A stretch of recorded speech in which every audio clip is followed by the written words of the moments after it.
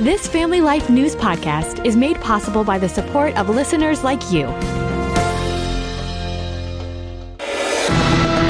It's the Noon Report from Family Life, bringing a Christian worldview to what's happening in New York, Pennsylvania, across the country, and around the world. Weather with Kevin Williams, and faith-focused feature stories with the Family Life News team. Now, here's what's happening. The President and the Prime Minister. Good afternoon. Welcome to the broadcast. Israeli Prime Minister Benjamin Netanyahu is at the White House right now for high-stakes talks with President Trump on the war with Iran.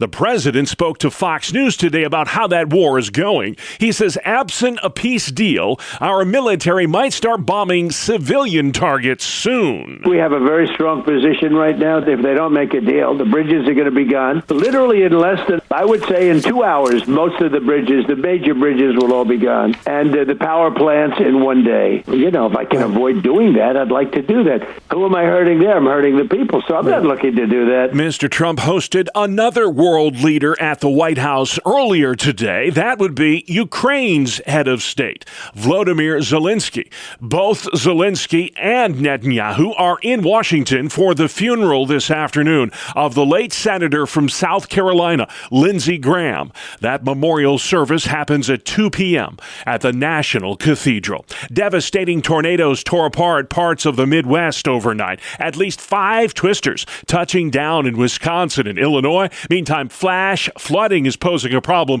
for some of us today. A nor'easter-like storm dumping buckets of rain east of Interstate 81. Central New York, the eastern Twin Tiers, and northeastern Pennsylvania will bear the brunt of the bad weather. A powerful earthquake triggered a tsunami warning today in southern Japan. The magnitude 6.8 quake shook buildings in the Kumamoto region around 4:30 p.m. local time. Dozens of injuries are being reported. Some got trapped in a shopping mall after an explosion caused the second floor to collapse. NBC's Ralph Sanchez says the damage is extensive. Roads, bridges have buckled across the region. People being told not to drive after dark. Rail services also suspended, including some of those high-speed bullet trains. And the walls of a 16th century castle that's popular with tourists partially crumbling because of the tremors. Authorities say around 50,000 homes have lost power. The race is on now to restore electricity.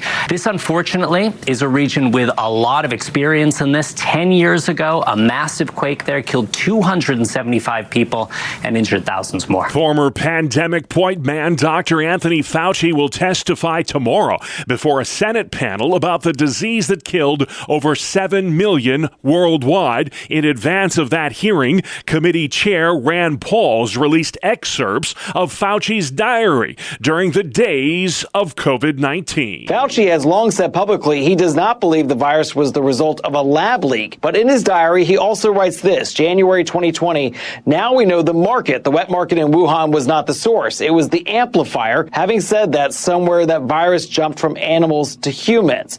Fauci also details the very hot and cold relationship he had with President Trump. Also in April 2020, he goes, the far right is tweeting to fire me. The president even retweeted the tweet that said to fire me. We'll see how the day goes. A month later, May 2020, he writes, received 2 packages of cookies from Joe and Jill Biden with the note, you are our hero. Stay strong and healthy. We need you. That's Mark Meredith at Fox News. The Fauci diary indicates as COVID spread, the pandemic point man became fixated on his celebrity status. Health Secretary Robert Kennedy Jr. The worst part is that giddy narcissism that you see throughout the diary is juxtaposed against really bad public health decisions. His focus was on promoting himself, on getting on TV, and not doing public health. Secretary Kennedy telling Fox News that because of Fauci's failed leadership, the U.S. had the highest mortality rate from COVID of any country in the world. Attorneys for former FBI Director James Comey are asking a federal judge to dismiss the charges that he threatened the president. James Comey was indicted by a federal grand jury jury in April on 2 counts, including knowingly and willfully making a threat to harm or take the life of the president and transmitting an interstate threat stemming from his Instagram post featuring a photo of seashells on a beach spelling out 8647. 86 a term for kill, 47 the president. His defense team arguing to a federal judge that the case against him should be thrown out, saying the photo is protected political speech. The Justice Department has until August 18th to respond. The case is set for trial in October. Correspondent Jeff Monasso, a sailor from California, is recovering today after spending more than a month adrift at sea. He's 39-year-old Kai Sato, and he left Catalina Island June 7th for his first solo row to Hawaii. 2 weeks in, his mast broke and the phone he was using for navigation stopped working. Sato tried to go back to California under motor power, but his boat ran out of fuel. The castaway survived on condensation, oatmeal, and fish that fell into his boat. The crew aboard a cargo ship eventually rescued this guy last week, some 900 miles from the Hawaiian Islands. Still to come on the Noon Report, Tish James' ICE ultimatum, new threats against Governor Shapiro, and New York readies for state-sanctioned suicide. Good afternoon. I'm Kevin Williams. Unsettled weather conditions will carry us through the day tomorrow. Areas that have been very dry are getting very hefty rains in some cases. We'll have forecast details coming up. All right, Kevin, see you in about 10 minutes. Thank you kindly. Let's check the stories making news where you live, all across New York and Pennsylvania. The era of doctor-assisted suicide begins next week in New York. The so-called Medical Aid in Dying Act takes effect Wednesday, August 5th. Already, lawsuits have been filed to stop it. Matt Vellier with the Institute for Patients' Rights says those with disabilities are in danger. He thinks assisted suicide may violate the Americans with Disabilities Act. It's possible that some doctor will say you don't qualify, so I'm not going to help you kill yourself. What I'm pointing to is that every single person who does qualify is a person with disabilities under the ADA. Vellier is adamant that a disability should not be considered a terminal condition. Catholic healthcare providers have also filed suit over the law. They argue it forces them to provide suicide counseling to patients in violation of their religious beliefs. A Pennsylvania inmate is facing charges for allegedly threatening Governor Shapiro. Police say Corey Allen Bennett, a Knoxville, Tennessee man incarcerated at Camp Hill, wrote 2 letters threatening the governor, the first lady, and their Harrisburg home. The Cumberland County DA plans to charge this guy with making a terrorist threat. Last April, a man was sentenced up to 50 years in prison for firebombing Shapiro's official residence while he and his family were asleep inside. New York Attorney General Tish James is ordering local sheriffs stop cooperating with ICE. She sent letters to law enforcement in a dozen counties directing them to end their contracts with federal agents. Steuben County Sheriff Jim Allard says working with ICE instead of against ICE makes everyone safer. We jumped on board from the perspective that the more we work together, the less likely that vehicle stops are going to happen by unmarked vehicles, and the likelihood of everything being on body cam, if one of our deputies is there, is going to happen. So from our perspective, working with them in partnership makes all of Steuben County safer. The Attorney General says ICE cooperation violates New York's Local Cops, Local Crimes Act. Sheriff Allard tells Spectrum News. My own personal beliefs is that it's a bad law. It makes us less safe, and it puts people in jeopardy. The AG's also banned local cops from engaging in civil immigration enforcement. She's demanding proof of termination of these ICE contracts no later than Friday, August 14th. Pennsylvania Congressman Glenn Thompson is butting heads with some in his party for supporting a migrant worker program. He says it's essential to feeding America. We have a choice to make in this country. We're either going to import our food, that's a really bad idea, or you can import temporary non-immigrant agriculture workforce, a much better alternative. The Republican chairman of the House Agriculture Committee wants to modify a visa program so migrants can fill labor gaps on American farms. That program has been around since the Reagan administration. And back then, the farmers all said that the H-2A program kept them from bankruptcy because it gave them just some additional workers. Thompson says dairy, livestock, and mushroom farmers in Pennsylvania need help year-round. His bill would replace the word seasonal with temporary and could allow migrant workers to remain in this country for up to 3 years. These folks all will go home at some point, but we're trying to maintain that delicate balance of maintaining an agricultural workforce, because without the workforce, or if they leave all at once, we wind up with food insecurity, which leads to national insecurity. But some in the GOP, including Florida Governor Ron DeSantis and Texas Congressman Chip Roy, call what Thompson is doing amnesty. Others argue it betrays the president's get tough approach on immigration.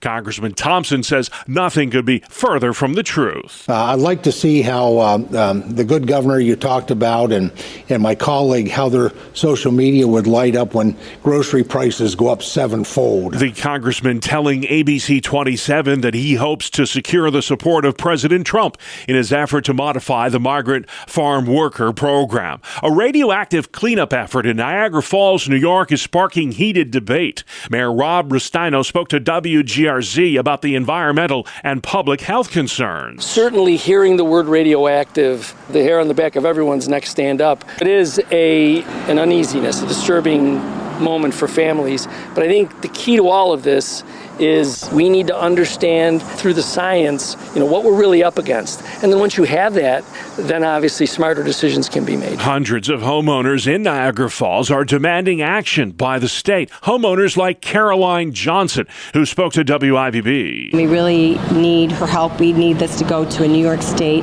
Class 1 Superfund because we want it cleaned properly. So you have a whole grieving process. Your home, if it's your dream home, it's flipped upside down. We're told we might not even be able to take our belongings because if it's radioactive dust inside. Earlier this week, the New York DEC and the EPA sent teams in to inspect nearly 400 properties throughout Niagara and Erie counties. Environmental activist Diane Rodrigo. There's still a lot of unanswered questions. What we've got so far is the beginning of efforts to deal with a problem that really was known about long ago. And it's about time that the agencies move ahead and get people out of harm's way. The source of the radioactive material is likely filler that was used decades ago beneath roads, driveways, parking lots, and homes. Some of that material could be connected to waste that was generated during the Manhattan Project, the World War II era program that developed the world's first atomic bomb. Police in central Pennsylvania are warning families today about a new scam that targets those with loved ones behind bars. Here's Family Life's Brian Query. The New Cumberland Borough Police Department says scammers are posing as police officers, court officials, and jail employees, all claiming an inmate can be released with an ankle monitor if a family member makes an immediate payment. In some cases, callers threaten to send someone back to jail unless they are paid. Police say the scammers may use public arrest records and spoof official phone numbers to appear legitimate. Authorities stress they will never demand payment over the phone and urge anyone receiving these calls to hang up and verify the information independently. Brian Query, Family Life News. Thank you, Brian. Yesterday, we told you about the urgent need for blood donations. The Red Cross announcing a national crisis for just the second time in its century-and-a-half history. We put out an alert last week. There were thousands of people who responded, but quite frankly, we're not keeping up with the demand of blood. That's Ken Lee. He runs the Red Cross office in Rochester, New York. We've had less donations now this summer than we've had since 4 years ago. So we're at a very critical stage. Lee tells Spectrum News how urgent the need is right now. Some hospitals are at a 2-day inventory, where typically they feel comfortable if they're anywhere between 3 to 5 days in inventory. And all it needs is this trend to continue where you may get to the point where there's no blood available. We can't have that. Only 3% of eligible donors, by the way, actually give blood. We've got sports next. It's the 2-minute drill on the Family Life Noon Report. afternoon, I'm Randy Snavely. Bob, the Yankees beat the White Sox last night, but the news was not all good. First, the game. Ali Sanchez belted his first career home run, a 3-run shot in the 8th inning, and Jazz Chisholm Jr. drove in a pair with a pair of hits. New York beat Chicago 9-5. But, now the bad news. The Yankees are going to be without one of their all-stars for quite a while. Cody Bellinger is going to miss between 4 and 6 weeks of play due to a hamstring injury. What a night for Francisco Lindor and the New York Mets. They spanked the Braves 14-3. Lindor went deep twice, and he drove in 6 of their runs. In Pittsburgh, the Pirates rallied for a 3-2 victory over Arizona. Brian Reynolds hit a game-tying double in the 8th inning, and then Brandon Lau singled home Billy Cook in the bottom of the 10th as the Buccos walked it off against the D-backs. Griffin Conine hit a walk-off run-scoring single in the bottom of the 9th, and the Miami Marlins franchise record 12-game losing streak is over. They knocked off the Phillies 8-7 in a game Philadelphia should have won. Miami scored 3 times in the 9th inning for the comeback victory. Around the league, Texas was a 7-3 winner over Seattle. The O's down the Tigers 8-5. Houston got past the Angels 6-4. Boston doubled up the Athletics 4-2. The Cubs handled St. Louis 7-3. San Fran shut out Milwaukee 3-0. Toronto edged the Nationals 3-2. And the Cleveland-Cincinnati game was rained out. They will play 2 today. That is a look at sports. Okey-doke, Randy. Thank you very much. And still to come on the Noon Report, the funeral for Lindsey Graham, the president and the prime minister, and 40 years of promoting life. It's our Mission Pulse feature report, and it's coming up after this. Welcome to Breakpoint, a daily look at an ever-changing culture through the lens of unchanging truth. For the Colson Center, I'm John Stone Street. In this polarized age, one thing that all sides agree on is that the State of the Union is not good. The recent Colson Center National Conference, noted speaker, author, and Wilberforce Award winner Os Guinness argued that the best way forward for us is to look backwards at what made the Republic what it became in the first place. Here's Os Guinness. So we have those who understand America from the perspective of the American Revolution, 1776, but large swaths of this country who understand America from the perspective of ideas coming down from the French Revolution, 1789, higher education, and many other spheres. There are ideas abroad entirely opposed to the Republic. But then again, in more ordinary circles, you can see the ignorance of what the Republic is. Make America great again, some people say. Restore the soul of America. President Biden said, Biden never said what the soul was. But have you heard many people who praise MAGA in saying, what made America great in the first place? Very few of them know. But how can you restore the Republic and make America great again unless you know what it was built to be and established to be? It was truly, with flaws, a freedom like no other. Yet today there are few champions of it, at a time when the global menace is unbridled power. You take the shifting of the platelets, as people talk about it, the shift from the weak gods of tolerance and so on to the strong gods of blood and nationalism. You take the shift from the West to an increasing concentration on the world's greatest landmass, Eurasia, with the authoritarian Putin in the West and the totalitarian Xi Jinping in the East. Nietzsche, in the very last words that he ever wrote, says this: do you want a name for my world? This world is the will to power and nothing besides. He was attempting what he called the revaluation of all values, overturning the Jewish and Christian critique of power and going back to the unbridled pagan view of power. And that's our world. And the only counter to it, the biblical understanding, but the best as the American Republic was set up to be. But who champions it today?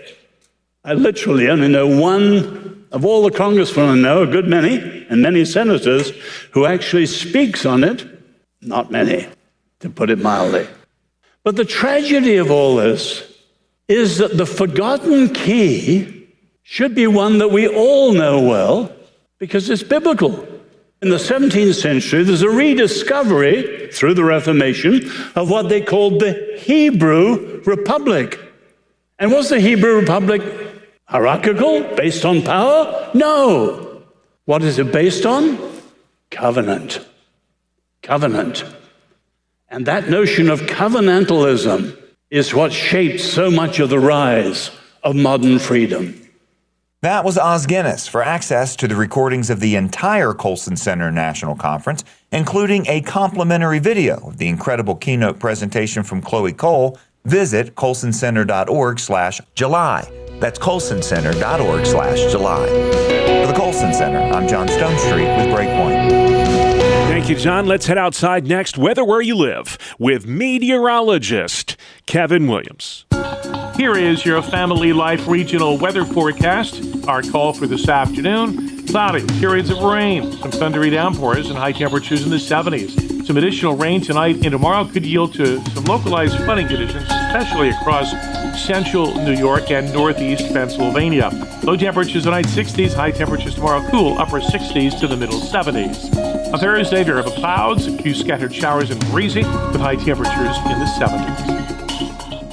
All right, thank you, Kevin. This is the Noon Report on Family Life. I'm your host, Bob Price. Great to have you with us today. Lots to get to. Tuesday afternoon, the 28th of July, a funeral service for the late Senator Lindsey Graham is happening at the National Cathedral in Washington. World leaders will be joining U.S. lawmakers in remembering the 71-year-old who died suddenly on July 11th.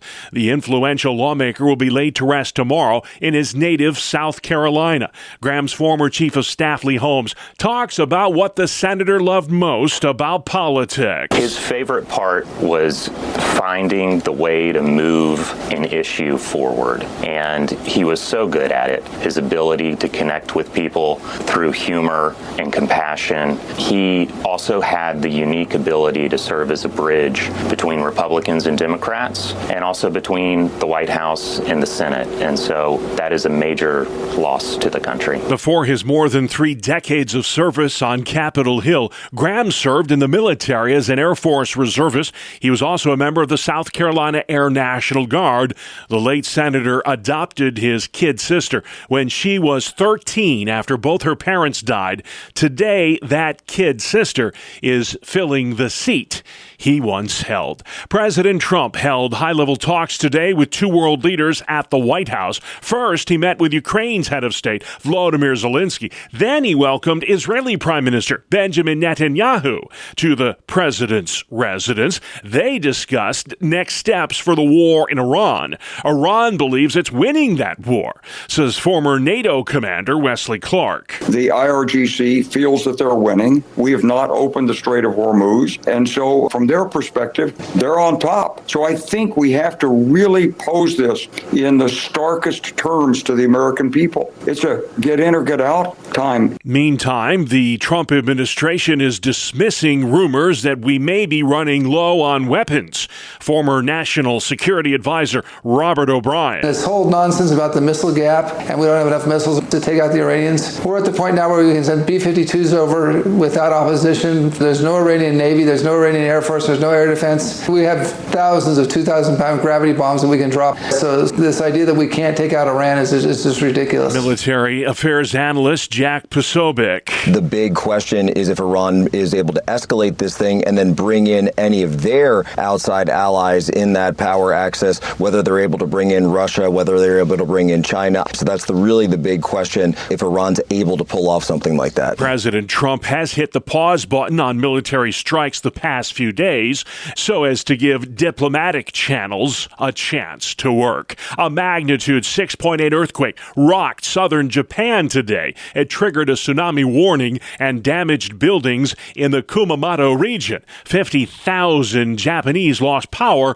Several were trapped in a shopping mall when the second floor collapsed. New research today links heavy television viewing to a heightened risk for Alzheimer's disease. Here's Michael Kastner. The study tracked over 1,700 participants' TV viewing habits in midlife for nearly 24 years.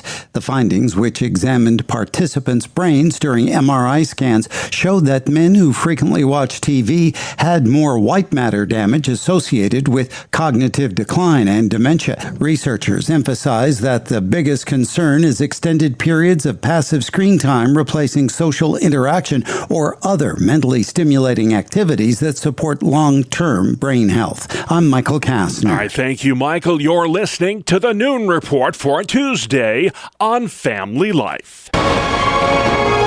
This is Mission Pulse. Tuesdays during the Noon Report, we spotlight ministries making a difference where you live, across the country, and around the world. This week, we sit down with Mosaic of the Southern Tier in Elmira, New York. With me is Executive Director Bree Wakefield. Mosaic is celebrating its 40th anniversary this year, and that is a big deal. Tell me what this ministry is all about. How many people do you serve? What do you do? Yes, I'd love to share. 40 years ago, Mosaic was founded as the Crisis Pregnancy Center of Chemung, Steuben, and Schuyler counties. It started with just a handful of people praying for ways to support life in the Southern Tier. They didn't have a building or policies and procedure or anything, really. They just had a shared heart and a passion to meet women in unexpected pregnancies. And here we are today, 40 years later, just having that vision play out. At our offices, we're able to serve women and men with resources to help them in that unexpected pregnancy situation. Pregnancy tests, limited OB ultrasound, childbirth and parenting classes. We have fatherhood programs and material supports. Really anything we can do to holistically come alongside families and strengthen them right here in our area. Walk me through what that looks like. So if a new mom stepped into your center, what would you have to offer to her? We think about this a lot and we analyze how we're offering services. And the very first thing we want her to know is that she is safe and that she is seen and that we are so glad that she is here with us. We aren't necessarily leading with all of the answers and all of the solutions for her. We are leading with, we care for you. We want to hear exactly where you are today, and we are going to walk through this with you, regardless of what that looks like. How has Mosaic made a difference in the Southern Tier? Can you give me some data? That's a question we get asked so frequently. How many babies have you saved? And that question is just so hard to quantify because we're not just changing lives for this pregnancy. We're looking to change hearts towards the issue of abortion for a lifetime. But as far as this year, I can tell you that we have already offered 222 ultrasounds and we've done 420 parenting education visits. These numbers are up 50% already from where we were at last year. And so the reality is we are looking to hire a second nurse for our team to help meet the growing demand that's in our region. When a mom walks in and she has an ultrasound and she sees that baby on the screen, have you seen a shift by looking at that picture? Oh my goodness, it's almost visible in every single client. The minute that heartbeat is on the screen, there's just a softening in them, a recognition that this is real. This is a life that is growing inside me. We can start offering that ultrasound at 5 weeks, 5 days of pregnancy, which is just amazing. And truly, there is nothing like showing a mom on that screen the life that's growing inside her that's going to change her pregnancy decision. Your Walk for Life is coming up here soon. Can you give me some details? So the Walk for Life this year is going to be on September 12th at Thorn Street Park. It'll start at 9:30 a.m. And truly, we are celebrating big the 40 years of life-affirming work that we have done in this area. We're not just looking and celebrating what God has done.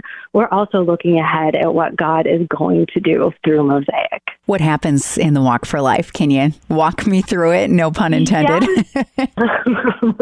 Absolutely. So it's a family-friendly event. We gather and we walk 3 miles together. And then afterwards, we have inflatables, live music, face painting, balloon animals. It's a family-friendly event where people from all different denominations, all different walks of life and ages are coming together for this common purpose, because we all believe that life begins at conception. And this is how we can spread the news in our state. New York is the abortion capital of the USA. Governor Kathy Hochul wants others to come from out of state to have their abortions here in the Empire State. Why run a center to protect life in the most dangerous state for the unborn in America? You know, our vision at Mosaic is to create a culture where every life is cherished, every family is supported, and every person is empowered to choose life. This has never been about politics for us. It's about people. It's about hearts, and it's about lives. So regardless of where our state stands on policy on abortion, this is our foundation. And the darker the culture becomes, truly the brighter the church's light should shine. So we pray he would just allow our light to shine bright in this region. Mosaic of the Southern Tier in Elmira, New York's Executive Director, Bree Wakefield. Thank you so much for the work that you do every day to protect life. You're so welcome. It is an absolute joy. All right, thank you for that, Sarah. The name of the program, Mission Pulse. Tuesdays during the Noon Report, we spotlight ministries making a difference where you live, across the country and around the world. And finally, at noon for a Tuesday, a black squirrel caused quite a commotion last night at Comerica Park, home to professional baseball's Detroit Tigers. And the MLB broadcasters had some fun with that play-by-play. Take a listen. Oh boy, now the squirrel's on the field. Now the squirrel is an active participant in the festivities. And down the stretch he comes, the squirrel getting to the finish line, but he doesn't know where it is. He'll stop, he'll look, he'll glance, he'll glare. The squirrel is on the move. The standoff is on. I'm not leaving, I'm staying for the stunning conclusion of this game. The chase for the squirrel is on, and the squirrel is in the corner, and the squirrel is still eluding an entire horde of grounds crew members. And the squirrel's free once again. Hemmed in? No, I won't be hemmed in. I have freedom on my mind. Trying to go between the legs, and eventually he gets away again, and hops through the towel, and hops through another towel. And on it went. That black squirrel ran wild across the field for the better part of 2 full innings before the grounds crew finally corralled that rascally little squirrel in Detroit last night. And that's our world, the world we live in. Tuesday, the 28th of July. I'm Bob Price, Family Life News. You've been listening to the Noon Report, heard weekdays on Family Life. Thank you for listening. Thank you for listening to this Family Life News podcast. If you've been encouraged by what you've heard, please share it with others and click the subscribe button to automatically receive future episodes. Family Life is a listener-supported ministry. Podcasts like this are made possible by your financial partnership. Find out more at familylife.org.